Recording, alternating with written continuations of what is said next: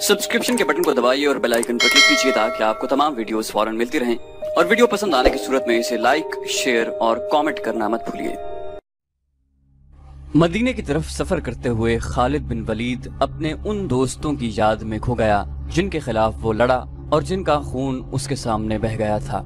उनमें एक मुसअब बिन उमैर रज़ी अल्लाह अन्हु भी थे। कुरैश जो मार्के से मुंह मोड़ गए थे, कुछ दूर ही पहुंचे थे कि खालिद ने अपने घोड़े को ईड़ लगाई और अबू सुफियान को जा पकड़ा। उसने अबू सुफियान से पूछा कि तुम लोग जंग को अधूरा छोड़कर कहाँ जा रहे हो? मुसलमानों का दमखम खत्म हो चुका है। अबू सुफियान भी यही चाहता था कि ये मार्का फैसला कुन नतीजे पर पहुंचे। कुरैश के चंद सवार वहीं से पलट आए। खालिद देख चुका था कि रसूल करीम सल्लल्लाहु अलैहि वसल्लम कहाँ हैं। यहाँ फिर अबू सुफियान ने खालिद को किसी और तरफ भेज दिया और कुछ आदमियों को नबी करीम सल्लल्लाहु अलैहि वसल्लम पर हमले का हुक्म दिया। अब रसूल करीम के साथ कुछ और मुसलमान आ मिले थे। अब फिर इब्ने कुमा लड़ते हुए मुसलमानों का हल्का तोड़कर रसूल अकरम सल्लल्लाहु अलैहि वसल्लम तक पहुंचने की कोशिश कर रहा था।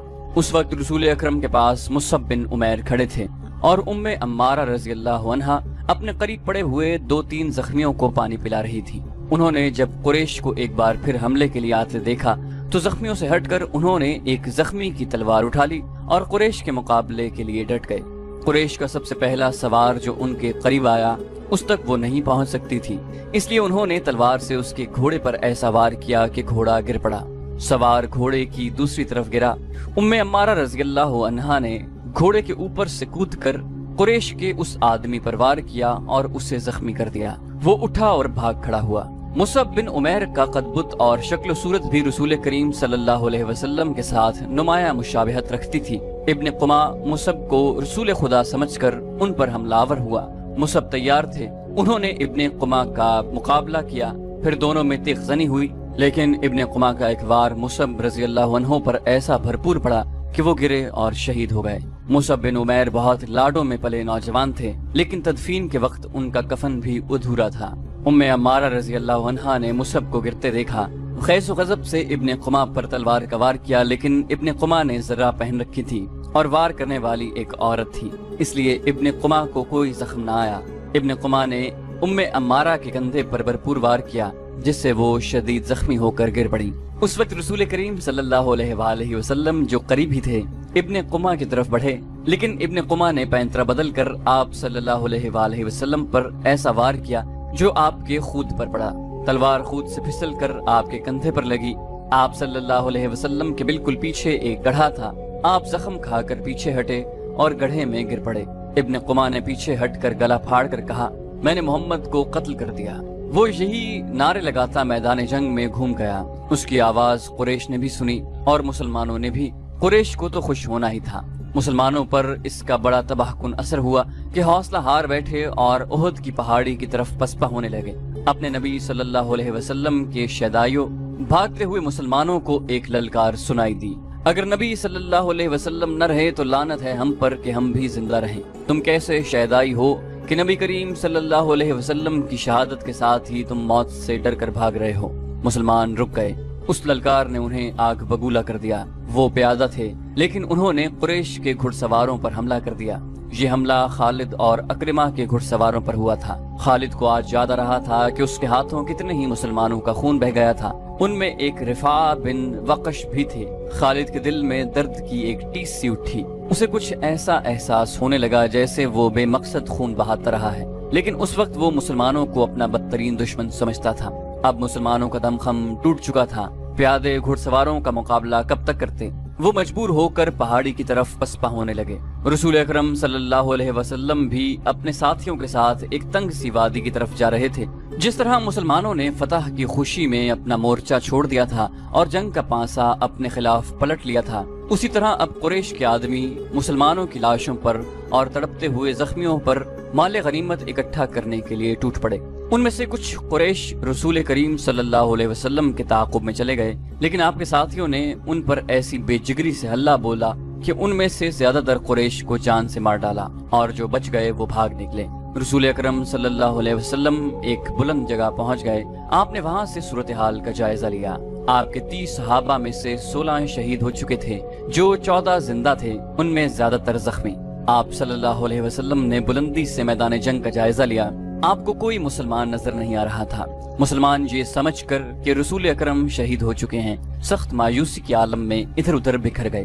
کچھ مدینہ واپس چلے گئے، کچھ قریش کے انتقام سے بچنے کے لیے پہاڑی کے اندر موجود تھے، جہاں رسول خدا صلی اللہ علیہ وسلم کو اپنے زخموں کی طرف توجہ دینے کی فرصت ملی۔ آپ کی بیٹی حضرت فاطمہ، جو آپ صلی اللہ علیہ وسلم کو ہر طرف تلاش کر کر کے تھک چکی تھی، آپ کے پاس آ پہنچی۔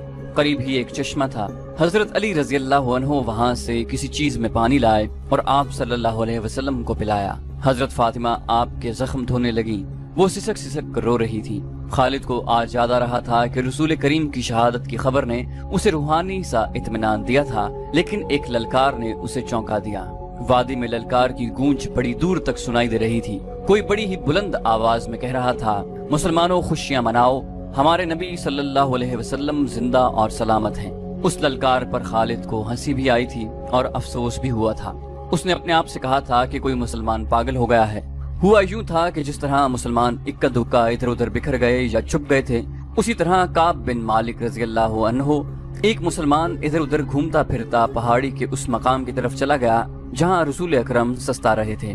اس نے نبی کریم صلی اللہ علیہ وسلم کو دیکھا تو اس نے جذبات کی شدت سے نعرہ لگایا، ہمارے نبی زندہ ہیں۔ تمام مسلمان جو اکیلے اکیلے یا دو دو چار چار کی ٹولیوں میں ادھر ادھر بکھر گئے تھے، اس آواز پر دوڑ پڑے۔ حضرت عمر رضی اللہ عنہ بھی اسی آواز پر رسول خدا تک پہنچے تھے۔ اس سے پہلے ابو سفیان میدان جنگ میں پڑی ہوئی ہر ایک لاش کو دیکھتا پھر رہا تھا۔ وہ رسول کریم صلی اللہ علیہ وسلم کا جسد مبارک تلاش کر رہا تھا۔ اسے قریش کا جو بھی آدمی ملتا اس سے پوچھتا، تم نے محمد کی لاش نہیں دیکھی؟ اسی تلاش میں خالد اس کے سامنے آ گیا۔ خالد، ابو سفیان نے پوچھا، تم نے محمد کی لاش نہیں دیکھی؟ خالد نے جواب دیا نہیں، اور ابو سفیان کی طرف ذرا سا جھک کر پوچھا، کیا تمہیں یقین ہے کہ محمد قتل ہو چکا ہے؟ ہاں، ابو سفیان نے جواب دیا، وہ ہم سے بچ کر کہاں جا سکتا ہے؟ تمہیں شک ہے؟ خالد نے جواب دیا، ہاں ابو سفیان، میں اس وقت تک شک میں رہتا ہوں جب تک کہ اپنی آنکھوں سے نہ دیکھ لوں۔ محمد اتنی آسانی سے قتل ہو جانے والا شخص نہیں ہے۔ معلوم ہوتا ہے تم پر محمد کا طلسم طاری ہے۔ ابو سفیان نے تکبر کے لہجے میں کہا، کیا محمد ہم میں سے نہیں تھا؟ کیا تم اسے نہیں جانتے تھے؟ جو شخص اتنی قتل و غارت کا ذمہ دار ہے، ایک روز اسے بھی قتل ہونا ہے۔ محمد قتل ہو چکا ہے، جاؤ اور دیکھو، اس کی لاش کو پہچانو، ہم اس کا سر کاٹ کر مکہ لے جائیں گے۔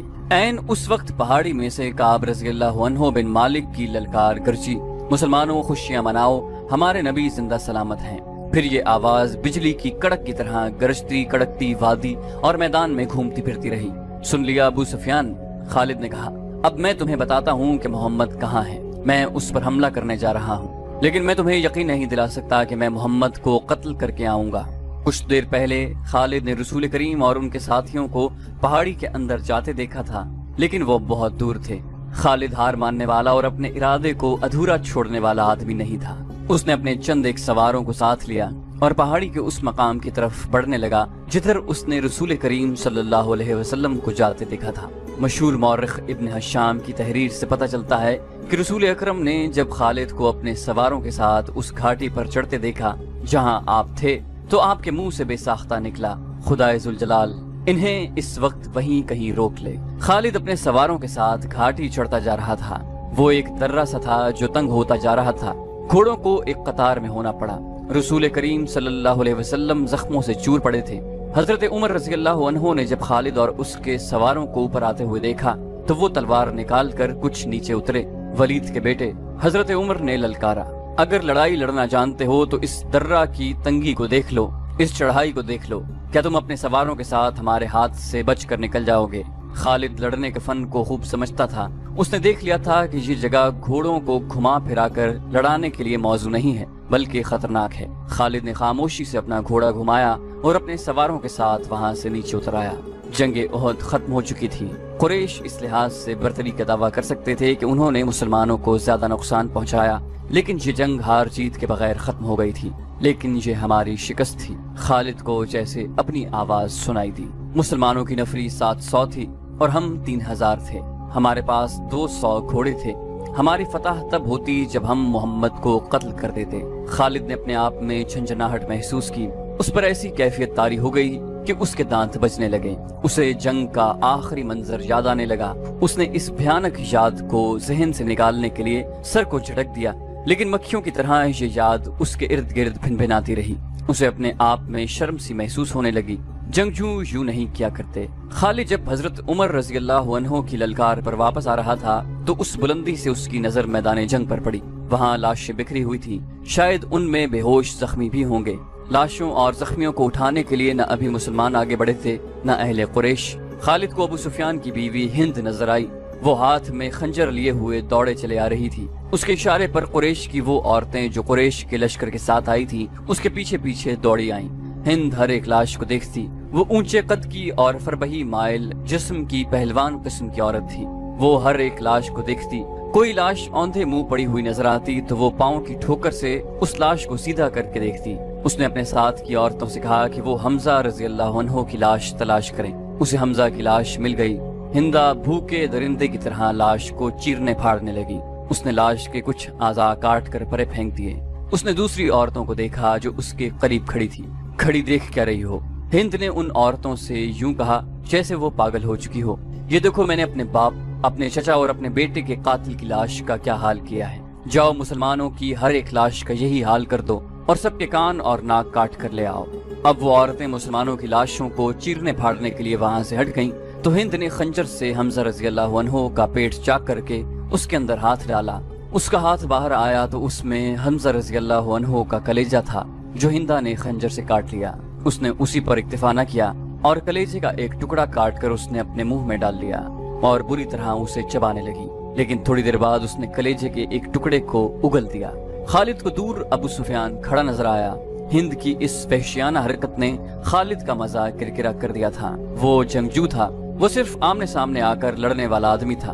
अपने दुश्मन की लाशों के साथ ये सलूक न सिर्फ ये कि उसे पसंद न आया बल्कि उसने नफरत की निगाह से देखा।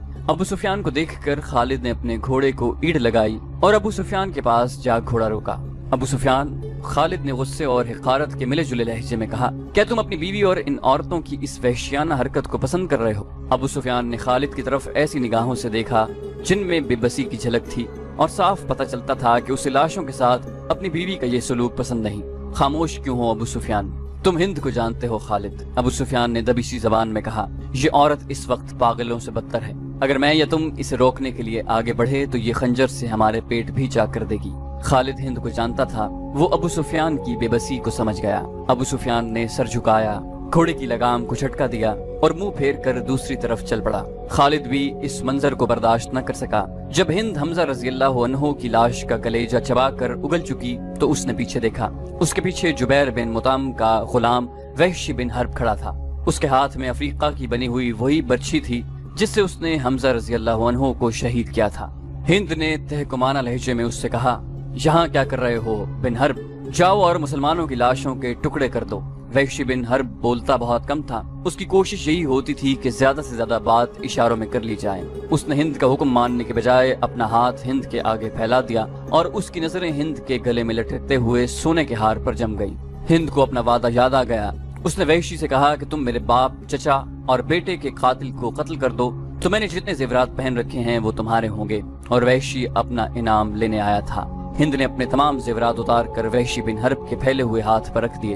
वहशी के होंठों पर मुस्कुराहट आ गई और वो वहां से चल पड़ा।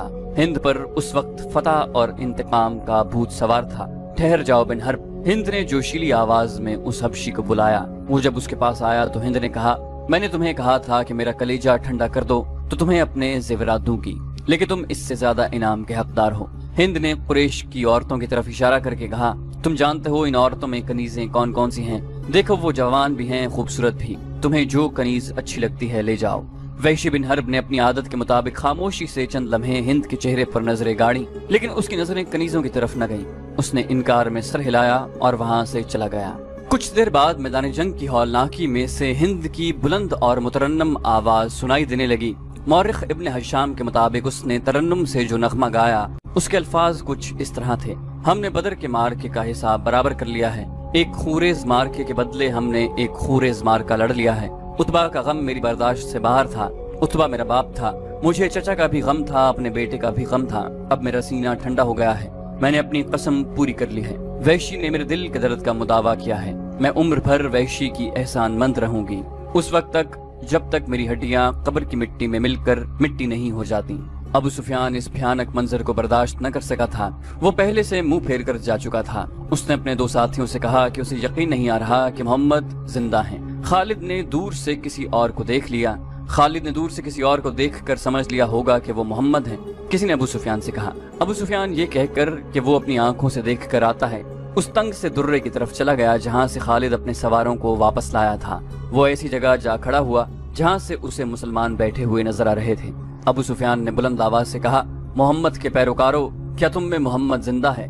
رسول کریم صلی اللہ علیہ وسلم نے آواز سنی تو اپنے ارد گرد بیٹھے ہوئے مسلمانوں کو اشارہ کیا کہ وہ خاموش رہیں۔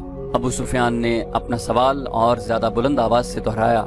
اب بھی اسے کوئی جواب نہ ملا۔ کیا ابو بکر تم میں زندہ موجود ہیں؟ ابو سفیان نے بلند آواز سے پوچھا۔ اب بھی اسے کوئی جواب نہ ملا۔ 3 بار پوچھنے کے باوجود بھی مسلمان خاموش رہے۔ کیا عمر زندہ ہے؟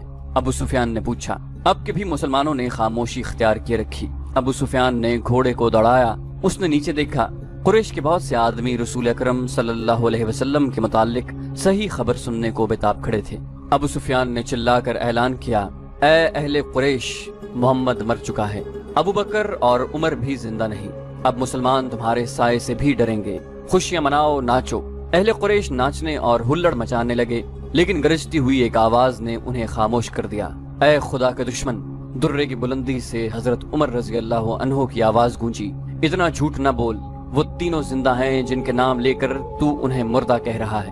اپنے قبیلے کو دھوکہ مت دے، تجھے تیرے گناہوں کی سزا دینے کے لیے ہم سب زندہ ہیں۔ ابو سفیان نے طنزیہ قہقہا لگایا اور بلند آواز سے کہا، ابن الخطاب، تیرا خدا تجھے ہم سے محفوظ رکھے۔ کیا تو اب بھی ہمیں سزا دینے کی بات کر رہا ہے؟ کیا تو یقین سے کہتا ہے کہ محمد زندہ ہیں؟ حضرت عمر بن خطاب کی آواز جواب میں گرجی، اللہ کی قسم ہمارے نبی زندہ ہیں، اللہ کے رسول تمہارا ایک ایک لفظ سن رہے ہیں۔ عربوں میں رواج تھا کہ ایک معرکہ ختم ہونے کے بعد دونوں فریقوں کے سردار یا سالار ایک دوسرے پر تانوں اور پھپتیوں کے تیر برسایا کرتے تھے۔ ابو سفیان اسی دستور کے مطابق کھڑا حضرت عمر سے ہم کلام تھا۔ تم حبل اور عزا کی عظمت کو نہیں جانتے۔ ابو سفیان نے کہا۔ حضرت عمر رضی اللہ عنہ نے رسول اکرم صلی اللہ علیہ وسلم کی طرف دیکھا۔ آپ صلی اللہ علیہ وسلم اونچا بول نہیں سکتے تھے۔ آپ نے حضرت عمر کو بتایا کہ وہ ابو سفیان کو کیا جواب دیں۔ حضرت عمر نے بلند آواز سے کہا، او باطل کے پجاری، اللہ کی عظمت کو پہچان جو سب سے بڑا اور سب سے زیادہ طاقت والا ہے۔ ہمارے پاس حبل جیسا دیوتا اور عزا جیسی دیوی ہے۔ ابو سفیان نے کہا، کیا تمہارے پاس کوئی ایسا دیوتا یا دیوی ہے؟ رسول کریم نے حضرت عمر کی زبان سے کہلوایا، ہمارے پاس اللہ ہے۔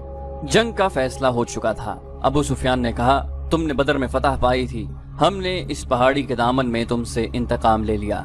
اگلے سال ہم تمہیں بدر کے میدان میں ہی مقابلے کے لیے للکاریں گے۔ حضرت عمر نے رسول اللہ صلی اللہ علیہ وسلم کے الفاظ بلند آواز سے دہرائے، انشاءاللہ اب تمہارے ساتھ ہماری ملاقات بدر کے میدان میں ہی ہوگی۔ ابو سفیان نے گھوڑے کو موڑا، 2 قدم ہی چلا ہوگا کہ اس نے گھوڑے کو روک دیا۔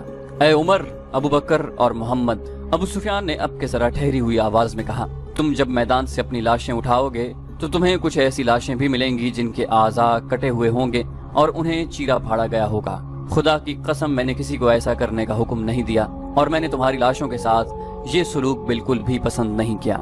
اگر اس کا الزام مجھ پر عائد کرو گے تو میں اسے اپنی توہین سمجھوں گا۔ ابو سفیان نے گھوڑے کو موڑ کر گھوڑے کو ایڑ لگا دی۔ چلتے چلتے خالد کے گھوڑے نے اپنے آپ ہی رخ بدل لیا۔ خالد نے گھوڑے کو نہ روکا، وہ سمجھ گیا کہ گھوڑے نے پانی کی مشک پا لی ہے۔ کچھ دور جا کر گھوڑا نیچے اترنے لگا۔ خالد کو یہ مقام یاد آ گیا، جنگ احد کے بعد واپسی پر قریش نے کچھ دیر یہاں قیام کیا تھا۔ نیچے پانی کا خاصا ذخیرہ موجود تھا۔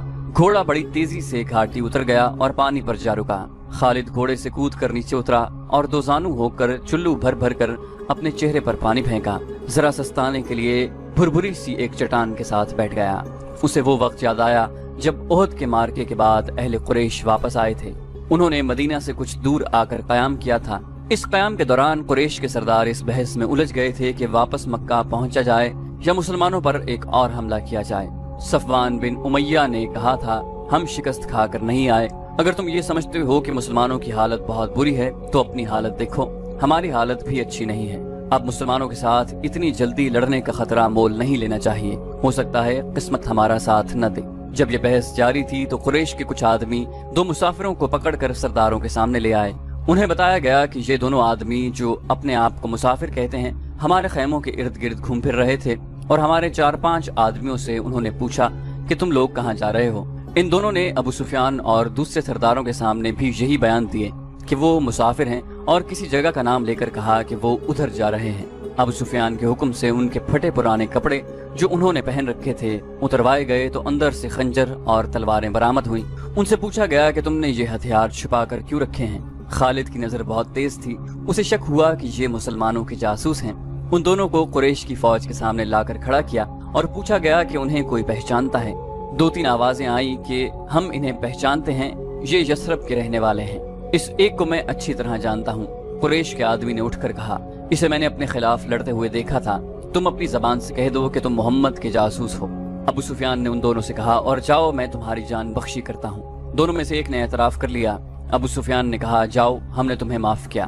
دونوں جو واقع مسلمانوں کے بھیجے ہوئے جاسوس تھے اور قریش کے عزائم معلوم کرنے آئے تھے، ہنسی خوشی اپنے اونٹوں کی طرف چل پڑے۔ ابو سفیان کے اشارے پر کئی ایک تیر اندازوں نے کمانوں میں تیر ڈالے اور پیچھے سے ان دونوں مسلمانوں پر چلا دیے۔ دونوں کئی تیر اپنے جسموں میں لے کر گر پڑے اور پھر اٹھ نہ سکے۔ کیا تم اس کا مطلب سمجھتے ہو؟ ابو سفیان نے اپنے قریب کھڑے سرداروں سے کہا، جاسوس بھیجنے کا مطلب یہ ہے کہ مسلمان ہارے نہیں، وہ ابھی یا کچھ ہی عرصے بعد ہم پر حملہ کرنے کا ارادہ رکھتے ہیں۔ فوراً مکہ کو کوچ کرو اور اگلی جنگ کی تیاری کرو۔ اگلے روز رسول اکرم صلی اللہ علیہ وسلم کو کسی نے آ کر بتایا کہ اہل قریش نے جہاں پڑاؤ کیا تھا وہاں اپنے دونوں جاسوسوں کی لاشیں پڑی ہوئی ہیں، اور اہل قریش مکہ کو روانہ ہو